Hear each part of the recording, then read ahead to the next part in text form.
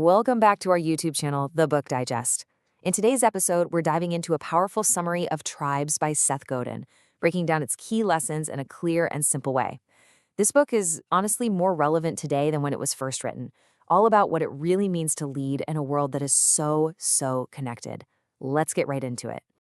So Seth Godin kicks things off with a question that's, well, it's designed to make you a little uncomfortable. Are you a sheepwalker? I mean, it's a pretty direct challenge, right?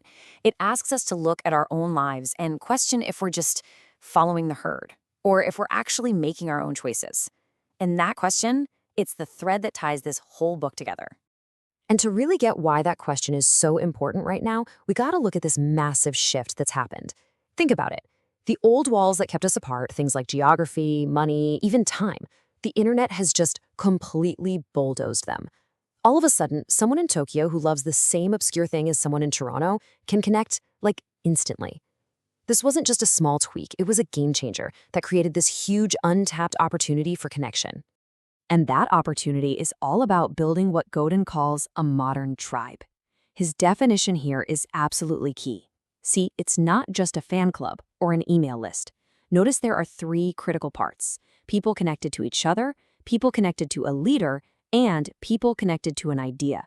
You need all three of those pieces for it to be a real, living, breathing tribe. And the amazing thing is, these tribes can spring up around practically anything. You've got the classic deadheads following the Grateful Dead, right? But it's also those communities of brilliant software engineers pushing code to its limits, or rock climbers who are all united by an athlete just shattering what's possible in the sport. It could be a tiny hobby group or a massive global movement.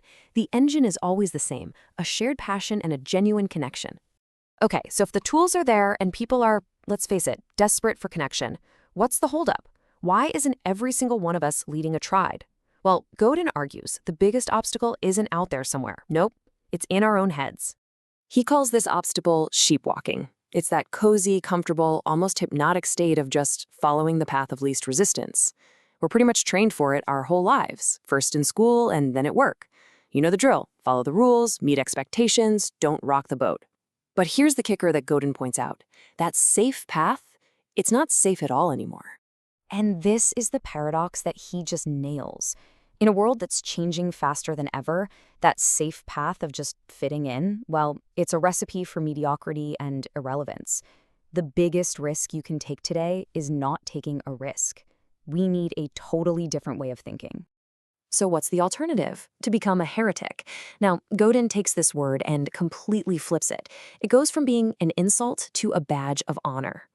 A heretic isn't just someone who breaks the rules. They're a creator. They look at how things are and ask, but why? They see a better way and they actually have the guts to go out and build it. They are the antidote to sheepwalking. When you put these two side by side, the difference is just, it's night and day. On one side, you have the sheepwalker, who's stuck inside the existing rules, just looking for comfort. And on the other, you've got the heretic, who's breaking out of that box to create something totally new. One person waits to be told what to do, the other one starts the movement. It's just two fundamentally different ways of looking at the world. So, what's it take? What are the ingredients here? Well, first, it all starts with a genuine passion, something you believe in that's not just about the paycheck. Then, you need courage, the guts to actually challenge how things are done. You have to be willing to act on that vision, to take the leap.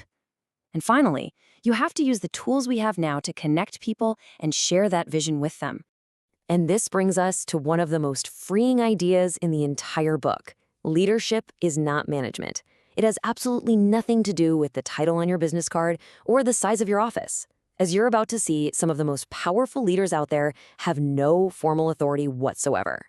Just look at these examples from the book. You've got Joel Spolky, who didn't ask for permission. He just started writing for software engineers and built a massive tribe. Or Gary Vaynerchuk, who used super simple wine videos to connect with an audience everyone else was ignoring. Chris Sharma led a movement in rock climbing not by managing a team, but by just inspiring them with what he could do. And get this, Mitch Matthews led a huge tribe of marketers right from her cubicle at Microsoft. Amazing. Okay, so what's the roadmap? How do you actually do this? Godin boils it down to this really simple three-step process. Number one, it has to start with a real desire to change things. Number two, you've got to use the tools that are all around us to connect a tribe of people who feel that same desire. And number 3, and this is the big one, you have to find the willingness to lead, to be the one who stands up and says, let's go this way. Now, to really get a handle on that third step, the willingness to lead, we have to understand one last super important distinction that Godin makes. It's the difference between leadership and something we often get it mixed up with. And here it is. Management is not leadership, not even close. A manager's job is to keep the existing machine running smoothly, to maintain the status quo. A leader's job is to create change, to rally a group of people and point them toward a new horizon. One is about optimizing what is. The other is about inventing what's next.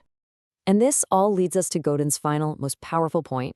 The whole game has changed. You know, in the past, being a heretic was dangerous. You could literally get burned at the stake. But today, in our connected world, it's the fastest path to making an impact. The risk isn't in challenging the status quo anymore. The real risk is in not challenging it. And so Godin leaves us with this final, very personal challenge. All the pieces are on the board. The tools are there. The people searching for connection are there. The only piece of the puzzle that's missing is you. The question is no longer, can you lead? The question is, will you?